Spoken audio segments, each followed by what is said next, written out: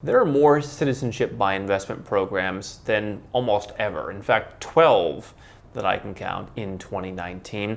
Citizenship by investment is the fastest and easiest way to get dual citizenship and all the benefits that it entails. You simply make an investment, whether it's a donation or you buy some kind of real estate. You don't have to have any family connections or long lost ancestors. You don't have to go and live anywhere, and you don't have to know anybody.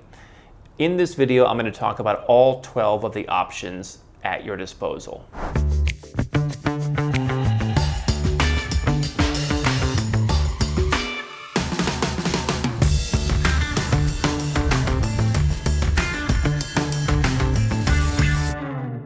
Hi, I'm Andrew Henderson. Now, if you've watched many of our videos, you know that I'm not a big fan of option collecting. So what I'm going to try and do is give you a broad overview of all these citizenship by investment programs, all these programs where you can quickly get a second passport. And you can definitely find other videos here on our channel in the second passport playlist that explains other things you should consider, as well as more specifics on the programs that you might like. Of the 12 programs that exist in 2019, 5 of them are Caribbean island nations. St. Kitts and Nevis started off in the 1980s, followed by Dominica, and now 3 other countries have joined the fold.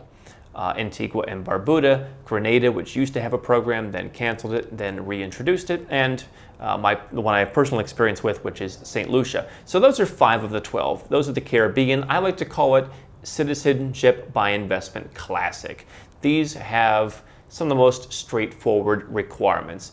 Generally, what people will choose to do is they'll choose to make a donation from $100,000 up to about $200,000 for a single person, and then it goes up from there.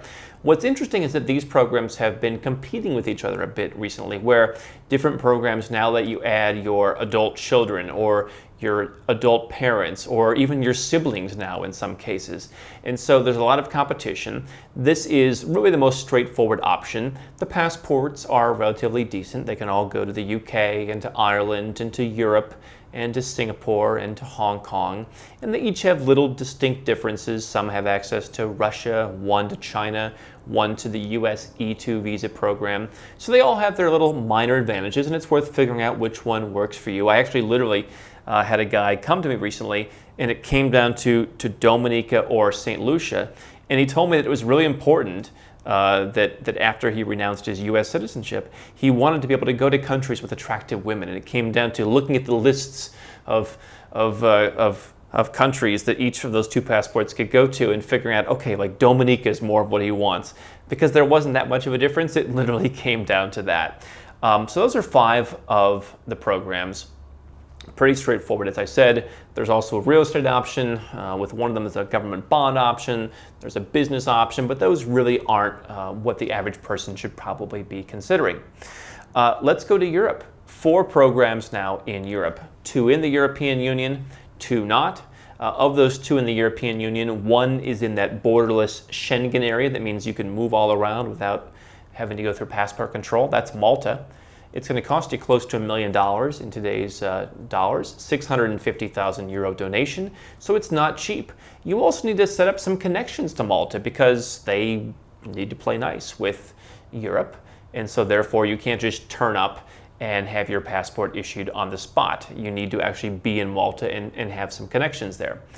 Cyprus is, in a sense, more expensive, but it's largely an investment. 2 or 2.5 million euros investment, plus they recently added a donation component. So what you're seeing is if you want to be a European Union citizen, it's going to be expensive. And for the average Westerner, probably not worth it, whether it's for an active citizenship insurance policy or a more passive insurance policy.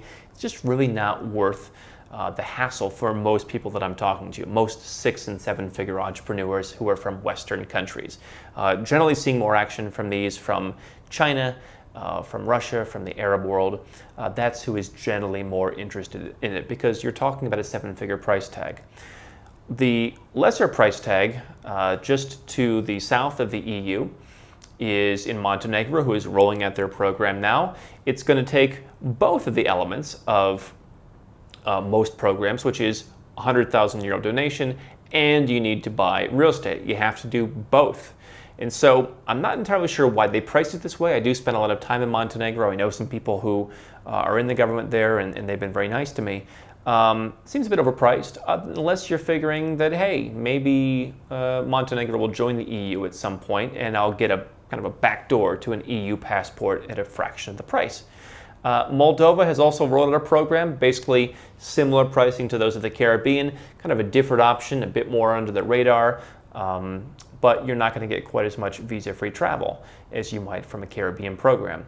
And then you've got the outliers. You've got Vanuatu in the South Pacific, which functions somewhat similarly to the Caribbean programs, straight donation. They've got different programs. Up until recently, it was kind of this weird honorary citizenship.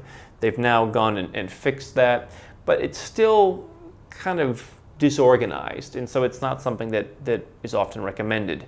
Turkey has a program that's been taking off like wildfire. They originally came up with a program a couple years ago that was way too expensive. They've revised it downward. You buy $250,000 in real estate. It can be any real estate you want, as long as it can appraise at that value in Turkish lira equivalent, and you can become a Turkish citizen.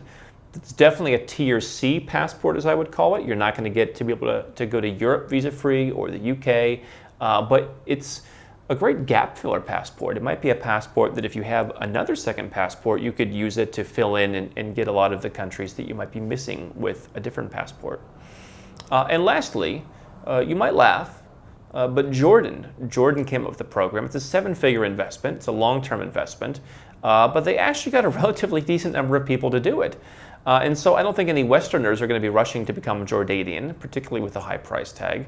But it's worth mentioning because they have had some success among people in that part of the world for doing it. And I think that their success was part of what motivated Turkey to lower their price tag. There are a few other programs that are bandied about as citizenship by investment. Egypt has toyed with one, which is totally worthless. Austria is discussed as having one, but they don't. They have citizenship by exception, not by investment, as do some other countries, such as Poland. The media often throws around that the United States has a citizenship by investment program. No, they have a residence by investment program with the EB-5 green card program. So it's important to understand what citizenship by investment is. Some of the aforementioned countries also have residence programs. You don't have to buy citizenship in Montenegro to live there. You can simply get a residence permit. Same in Cyprus, same in Malta. You won't have their travel document. You won't be able to claim that as your citizenship or renounce your current citizenship, but you can certainly live in those countries. And so I always recommend people make sure that they're separating residence from citizenship, 2 very important factors to consider. But there you are, 12 countries where you can invest to quickly get a second passport. There's going to be due diligence. They're going to check your criminal record. They're going to check your civil record. I've been through the process. It is involved. You are not going to be able to hide much of anything in your life. You're going to have to demonstrate that you're pretty clean. But if you can do that, and if you have the cash to invest, you can get dual citizenship relatively quickly with one of those programs. Hi, I'm Andrew Henderson from Nomad Capitalist. I wrote this book, which you can find on Amazon, to distill a lot of the stuff we talk about in these videos and a lot of the stuff I've learned over the last decade plus traveling all around the world, teaching you about how to legally reduce your taxes, build your personal freedom, and create wealth faster. Definitely get a copy of this book if you want to learn more. Now, if you want to watch more videos, make sure you subscribe to our channel and make sure you click the notifications bell so you never miss one of our new videos with more tips on how to go where you're treated best. And if you're already a 6- or 7-figure entrepreneur and you'd like to put these strategies in place for yourself, go to nomadcapitalist.com and learn about how I can help you.